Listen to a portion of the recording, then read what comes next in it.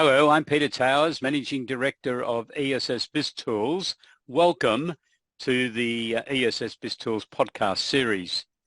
Today I'm joined by Trevor Marchant, the Managing Director of Marchant Dallas and the producers of the Boss Factor Library. How are you today, Trevor? Well, thanks, Peter. Thank you for involving me again in these podcasts. I understand they're going extremely well. Yes, and I want to keep people up to date with what's going on because information is vital for accountants to have. Absolutely. Because I think accountants need to make sure that we understand as much as we can about the business activities of our SME clients. Yeah. Would you agree? Absolutely. I think I think times have changed. We were talking earlier about the role of the accountant, particularly around compliance and preparing financial accounts and things of that nature. But it seems to me, and now having worked in this industry for over 30 years, working with accountants and their clients, that it has shifted quite dramatically to what we might call advisory services or client advisory services, CAS, as I've been calling it. And frankly, this is what the clients want. They just because I suppose the whole tax thing and the numbers thing maybe excites us as accountants, it doesn't necessarily excite the client. They're more interested in what the numbers can do for them as opposed to the actual numbers. So this whole advisory area is growing. And I think if accountants that we talk to, it's an area that I'm sure most of them are looking at it and doing something about it. But it's a well of opportunity in there. There's money to be made, and I think long term, this is what the client wants. Yes, Trevor, I think it is, and quite frankly, if not, there's got to be a educational program with SMEs to show them the role that an accounting firm using today's technology and computers are able to deliver to assist their client, because big businesses don't put leadership teams and training programs and professional development programs in place for the sake of it, do they? No. They are doing it because they need that to adequately service their customers, their market. Yeah. And I think one of the real problems with small business in Australia and probably lots of ways around the world is that we've all forgotten that. And I really believe that as accountants offering advisory services, we should be indicating to our clients that we need to run as if we were a larger business, but a lot toned down. You don't need 8 full-time executives on your leadership team. You might only have 1 or 2, but you might have 3 or 4 part-time people who do marketing or communications or website designs or chief financial officer services, and you bring those people together by Zoom meetings, maybe once a week or definitely once a month, and run your business more like a larger business. No, it's a great point. Look, you mentioned at the beginning here about the Boss Factor Library, which now has quite a few members. We probably have over 100 members now, and it's been a slow start, but it's now picking up. We're getting some traction. Good. One of the things that is interesting is that we've now got some accounting firms, and we've also got some SMEs using the content in the library, and we've constructed a simple, I guess you'd call it Business and Leadership 101 course. Yeah, good. So they're just using a dozen or so publications, because if you think about it, below the senior people, say the partners in an accounting firm or the owners in a business who may have been there for some time, a lot of the other folks that sit below those people really don't know a lot about business. They're probably good at their job. They might be a technician of sorts. They might be a very qualified accountant who's able to do that, or they might be a great retail marketer. But a lot of them don't know what the parts of business that come together. So that's something that's beginning to happen. It's quite exciting, really. Yeah, that's very good, Trevor, because I agree with it. I think, unfortunately, every accountant can't have the sort of background that I would like them all to have. In No, my own career, I was 12 years in a public company and become the chief financial officer and company secretary.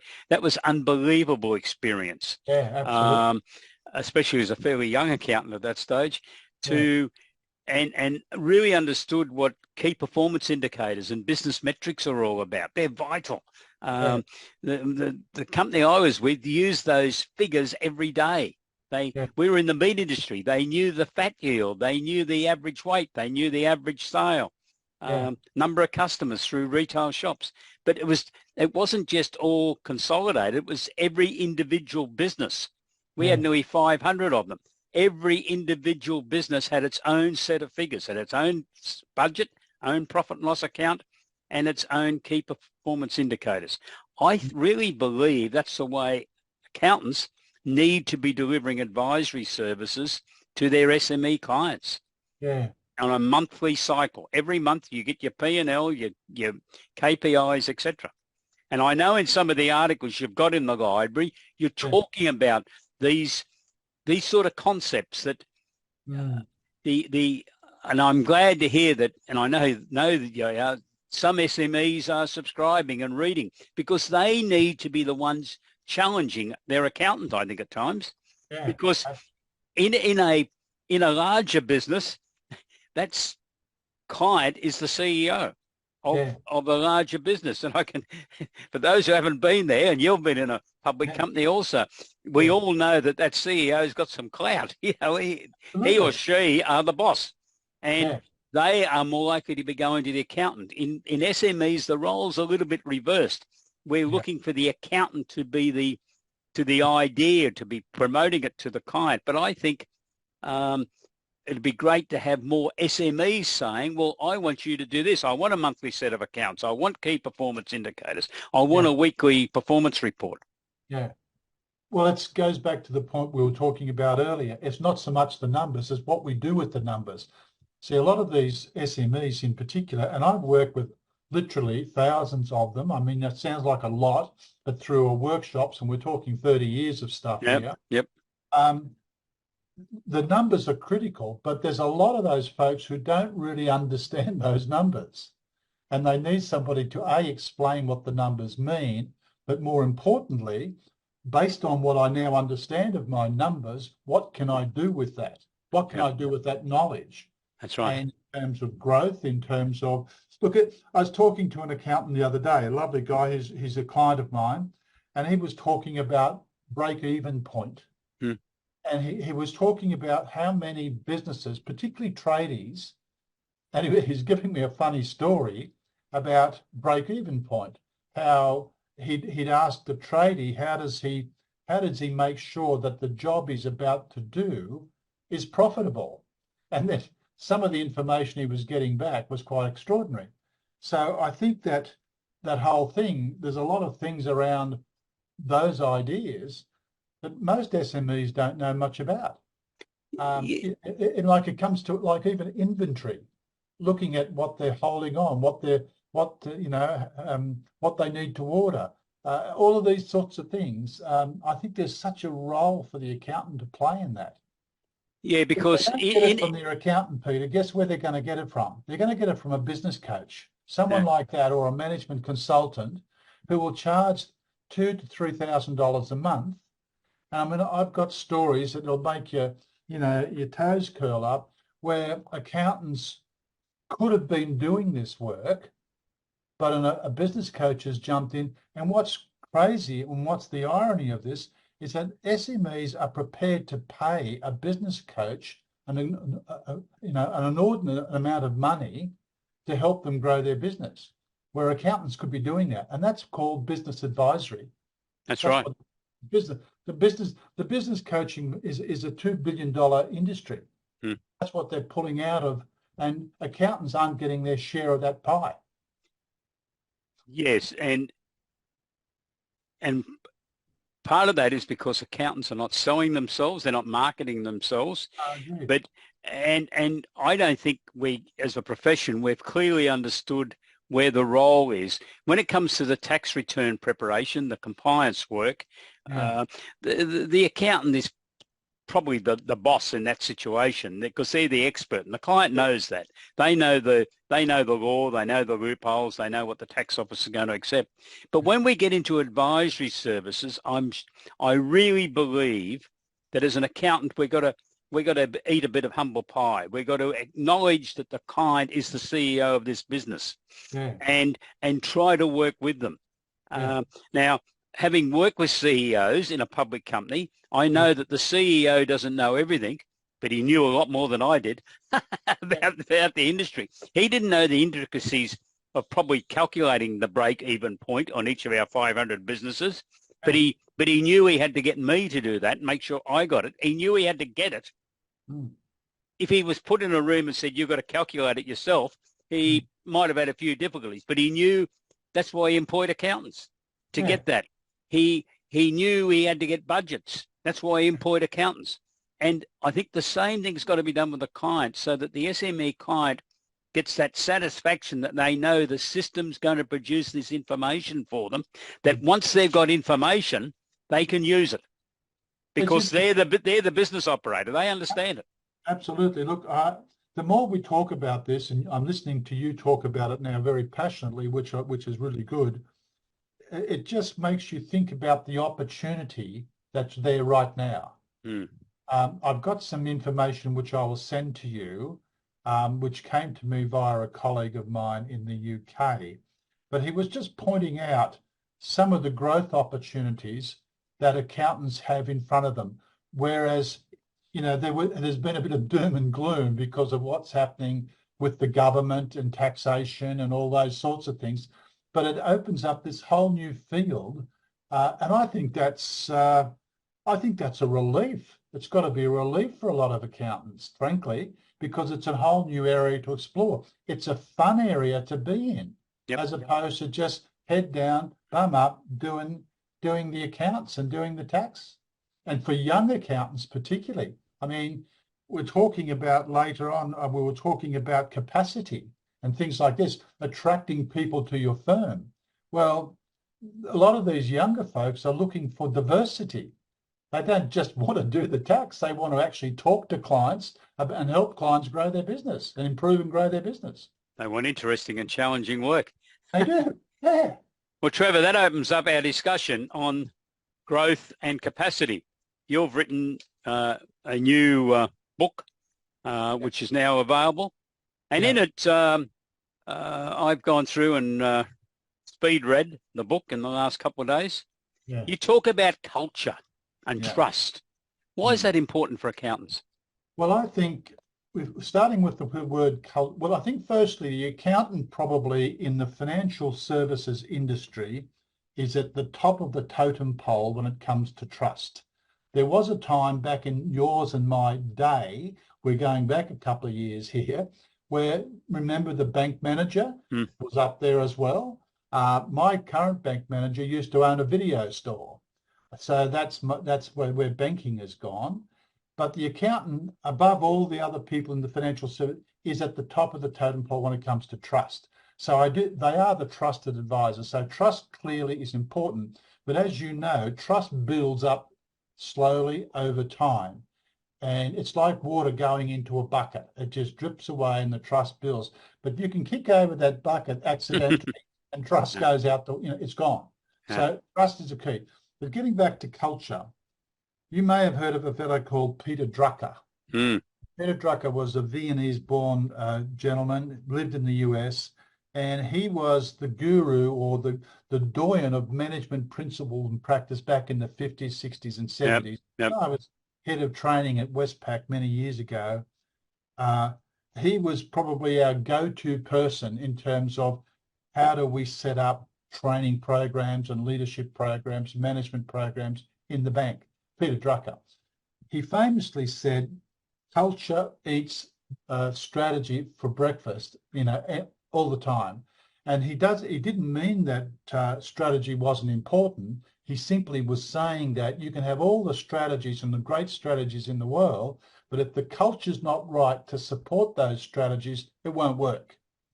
And culture to me is the way we do things around here. You have a culture in your office, I have a culture in my office. Westpac has a culture, Telstra has a culture, accounting firms have culture, largely driven from the top, but it can be also bottom-up stuff. And when you look at culture, what we're really looking at here is the purpose of the business over and above making money. Why are you here? Why do you exist over and above making money? If it's just about making money, then I'm afraid to tell you that there's going to be some sad days, because there'll be some days when you don't make any money. It's like, for example, I remember reading a story about those guys that sell those machines that get your heart moving, like the thump and off you go. Now, they were sent out to sell those to doctors, and it wasn't going that well until someone said, what you're really selling is showing people how to save lives. So all of a sudden, the switch from selling these machines to saving lives. Yep. So the purpose became stronger. So purpose is critical over and above making money. Then you get into the values. What are the values? What are the things you care about? And often you see people will list their values, but that's just the start of it, because each of those values has a behavior that springs from that, and it goes back to your KPIs. How are we going to measure? Let's say a value in an organization is teamwork. We value teamwork. Well, okay, what does that look like? What are the behaviors that run around teamwork? What are the things that we're doing? What are we observing? What do we see? Someone's not in today, so I do their work for them. All those things. So there's all these behavioral things, and they can all be measured. That's where the KPIs come in.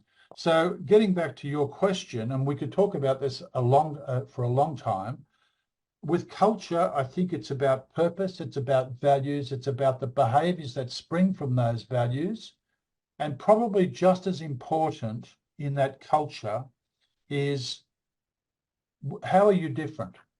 What is your point of difference? That's hard to come up with sometimes these days. Back in the day, it was a bit easier, but now, of course, competition is everywhere. My competition's not around the corner anymore. They're just a click away on a computer screen. That's where my competition is. So I do think we need that point of difference and be marketing that. So that's my thought about culture. Yeah. Okay, Trevor, very good. Just a comment on that points of difference, though.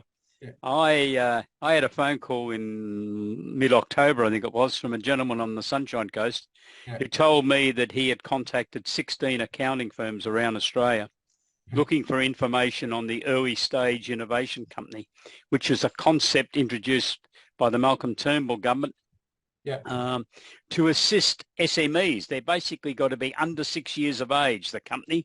Their income's got to be under $200,000. Their expenditure's got to be under $1 million.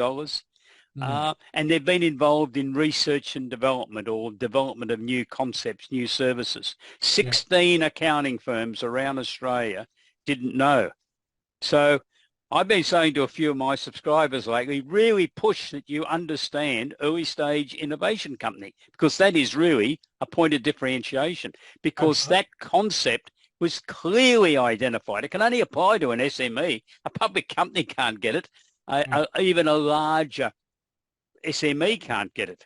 It's therefore, I think it is clearly in the this is your client type concept to accountants offering services to SMEs. They should be grasping at. 16 firms didn't know anything about it until the guy got put onto me. It's so this is differentiation of services. Well, it is. I mean, if you look at most accountants' websites, and look, there are some excellent websites that I have to say, from what I mean, there's some ordinary ones and there's some great ones. But when you go through them and really boil it down, there's a lot of sameness in terms of what is being said. And if I'm a quality client, and for some reason or other I feel like I've outgrown my current accountant, and I'm looking for a new accountant. I'm going to firstly ask around. I'm going to ask friends, colleagues, my clients, all sorts of people. I'm going to come up with a list of 3 or 4 different accounting names. I want to go to their websites and start having a look around, make a few calls. But what's really going to jump out at me is I come across a website that is appealing to me, and I can see that they're doing something a little different. Right. Yep. Otherwise you've got 6 accountants on the main street of wherever, and they're all doing the same thing. Now, they've got to offer those services, but this whole advisory area is such a wonderful area to differentiate. That's right. You can just pick 1 or 2 products or services. I've got a fellow in Wollongong I'm working with, one of my clients, and he's mesmerizing. This is an accountant. I sat with him for half an hour and I just listened, and he was talking about restructuring and structuring your business to make it. He was talking about bloodlines and bloodlines, and all of this sort of stuff. And, well, what if there's just one director and something happens to that director, or there's 2 directors? How's this all working? It's certainly beyond my comprehension and ability to explain it. But I was mesmerized by his knowledge about structuring a business for success. And I thought, well, that's really your point of difference. You need to write a publication on that, and we need to get that up on your website because you are really good at that stuff. And he is. Yep. So that's the sort of thing we need to do. And that's all advisory, isn't it? Yep. It's all advisory work. Trevor, let's move on. In growth and capacity, one of the other big issues you discuss is 1%, a 1% gain. You want to tell me how you see that as being important, not only to accountants, of course, but also SMEs and probably every one of us? Well, I think that, once again, if you have a look at the publication itself, I did some things. I talked about the 1%, and I gave you a couple of examples. The British cycle team. That's a great story, isn't it? And there's a few others. I thought I was reading a sports journal for a while. This is going to lead somewhere, so I kept on reading. I think it's just, well, I mean, it's an example of a team effort that hadn't won anything for years, and suddenly they are a world force. And it's about this whole idea of 1%. It's a bit like there was a sales trainer that I loved dearly. He's since passed. His name was Jim Rohn, and Jim spelled R-O-H-N, Jim Rohn. But he had this program which was always, you do something, and then he would always add the words on the back of it, and then some. So if you're going to, you were going to talk to a client about their marketing, and then some. So, and then some was always the 1%. How can you take this just 1%? What would happen if every day you made 1 extra call? I was talking to an accounting firm the other day, and I said, here's an example of a 1% difference. How many clients have you got that you're looking after? And this is a small firm. He said, well, I look after about 30 businesses. And I said, well, what if you were to make a how you going phone call, 1 a day to each of those 30 businesses? Just 1 phone call, 5 minutes. That's a 1%. And he thought that was a great idea, and he started doing it. And what's amazing, he's just ringing up a client, no agenda, and saying, look, it's, John here. I'm just ringing to see how you're going. Tell me. And what has happened is that every 3rd, 4th, 5th phone call he makes, how you going? The client says, hey, I'm glad you called me. I was about to call you. I'm stuck. I need your thoughts on something.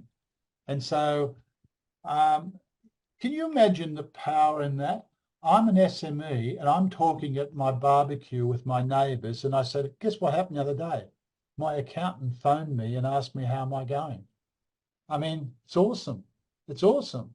And I think for 5 minutes. So when you talk about the 1%, that's what I'm talking about. Everything you do, what can you do and then some. What's the little thing that you can do?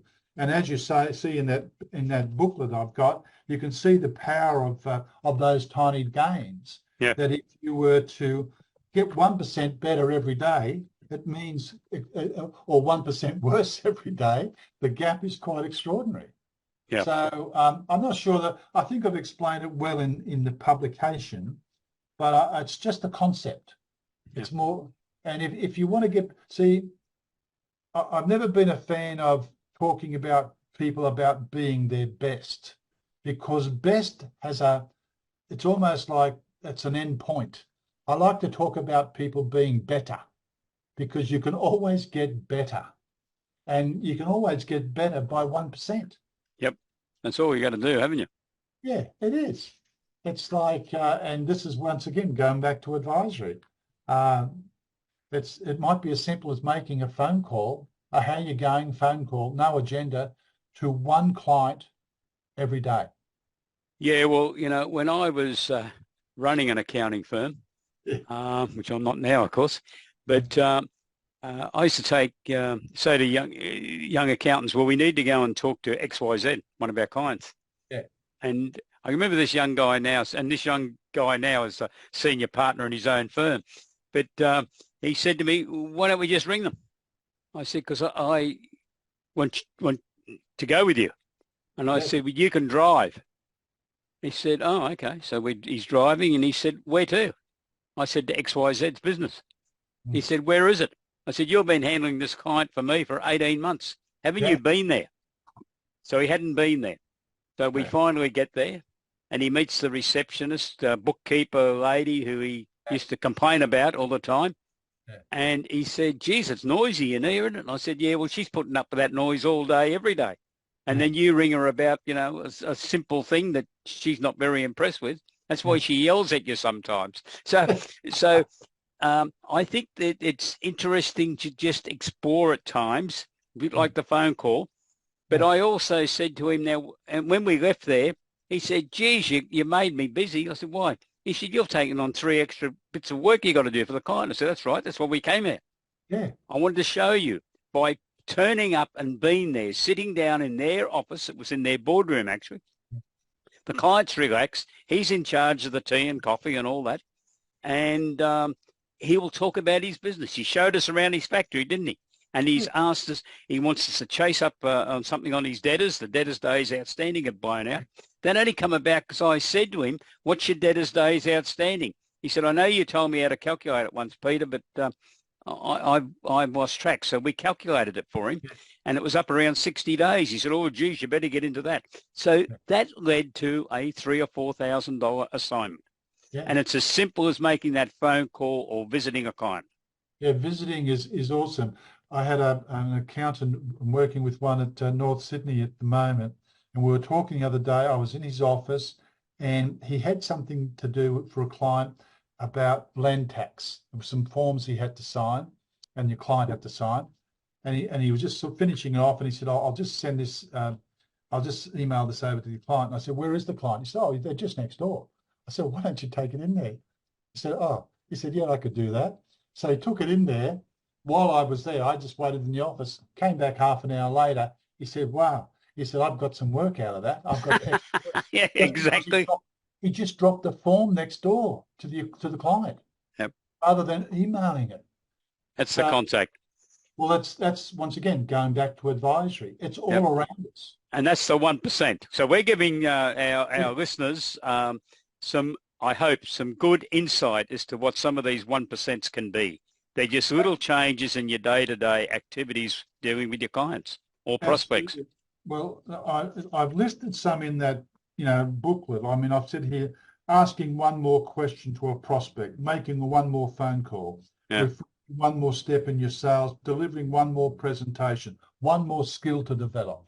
There are all sorts of things. I think the folks that are listening to this, if they want, they can get a copy of this booklet from you. If you've got it, just send it out to them. It's just a PDF document, but it seems to be going down quite well with the accountants that have asked for a copy. Yeah. Okay, so that's a good. We're going to finish now, Trevor, but we could talk all day. But Yeah, well, there's probably some more in this book that we yeah. could talk about at Oh another. yeah, we might have a follow up. So growth and capacity. It's a very good overview. Trevor's given you some of it today, and as Trevor said, if you want to get access to this publication, which Trevor's making available on a free basis to get you interested, please send. You're on a podcast, so please send me an email, peter@essbiztools.com.au, and we'll get it sent out to you. And we will attach to that a full list of what's in the Boss Factor Library. There's over 100 publications covering a wide range of business units, things that I really believe your younger accountants should be reading, and you should be passing them on to your SME clients. So, Trevor, thank you very much for joining me today. And I look forward to catching up to you again in a couple of months' time when we'll have an update as to how everything's going. Once again, Peter, thanks for the invite. I've really enjoyed it. And yeah, hopefully there's been a couple of little ideas there that people can take away and use. Okay, thanks very much. Goodbye.